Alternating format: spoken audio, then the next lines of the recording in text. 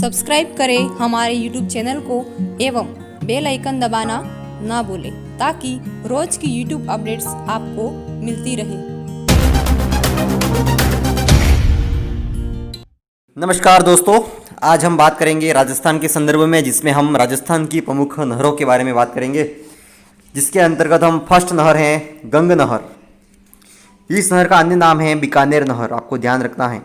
बीकानेर नहर गंग नहर का ही दूसरा नाम है, क्लियर।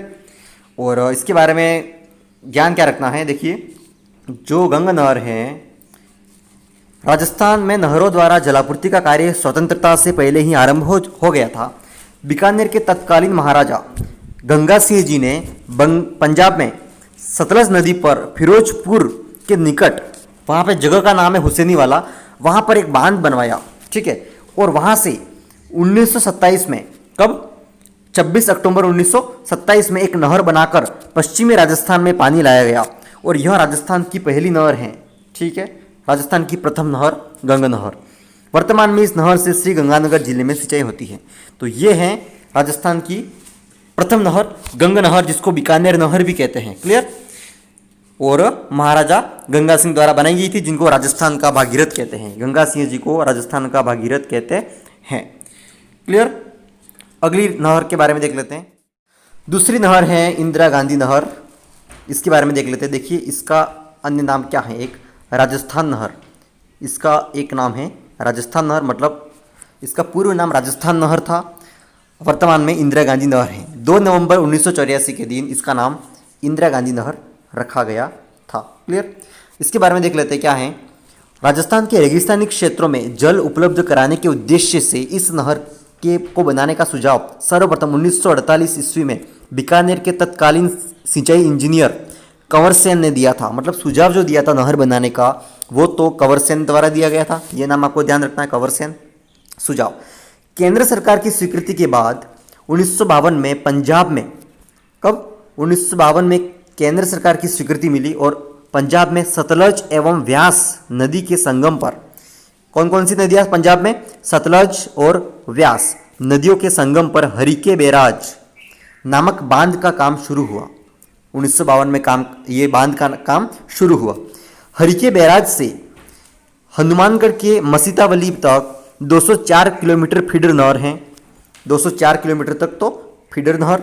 फिर मुख्य नहर की लंबाई 649 किलोमीटर, एक तो फीडर नहर हो गई। इसके बाद आगे मुख्य नहर, तथा वितरिकाओं की लंबाई 8000 किलोमीटर से भी अधिक है। मतलब भी नहर है तो उसके आसपास और छोटी बड़ी नहरें निकाली गई, वितरिका है, ठीक है। तो उन वितरिकाओं की टोटल लंबाई 8000 किलोमीटर है,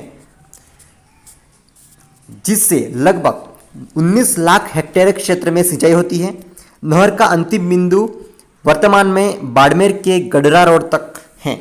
यह एशिया की सबसे बड़ी नहर प्रणाली है, जिसे मरुगंगा भी कहा जाता है। मरुगंगा, इंदिरा गांधी नहर या फिर राजस्थान नहर, ये सब इसके नाम हो गए। यदि इस नहर को आगे बढ़ाकर गुजरात में कांडला बंदरगाह तक जोड़ दिया जाए तो इसमें छोटे जहाज़ों एवं नावों का संचालन किया जा सकता है। देखो कांडला गुजरात में एक बंदरगाह है, वहाँ तक की बात कर रहा है ये। आगे देखिए और क्या है। थार के मरुस्थल का ढाल पश्चिम में होने के कारण पूर्वी भाग में पानी लाने के लिए अब तक कई उत्थापक अर्थात लिफ्ट नहरें बनाई गई हैं। इंदिरा गांधी नहर के कारण क्षेत्र में कृषि विकास, मरुस्थल प्रसार पर रोक, सूखे एवं अकाल पर नियंत्रण, पेयजल, जल विद्युत उत्पादन, पशुधन विकास, मत्स्य पालन, पर्यटन विकास आदि संभव हुआ है। ये सभी फायदे हुए हैं इंदिरा गांधी नहर से, ठीक है। और इसके बारे में हमने जो भी महत्वपूर्ण बातें थी वो भी की है।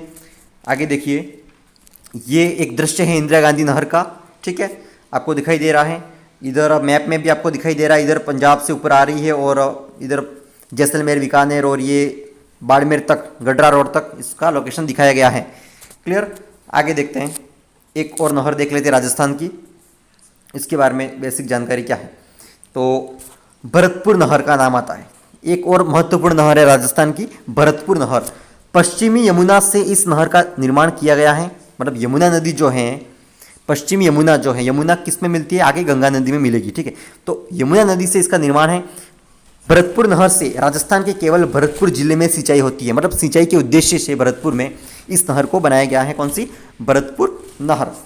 ठीक है, तो ये थी राजस्थान की कुछ प्रमुख नहरें जिसमें से हमने 3 नहरें देखी हैं अभी, और आगे की क्लासों में हम और भी अध्ययन करेंगे।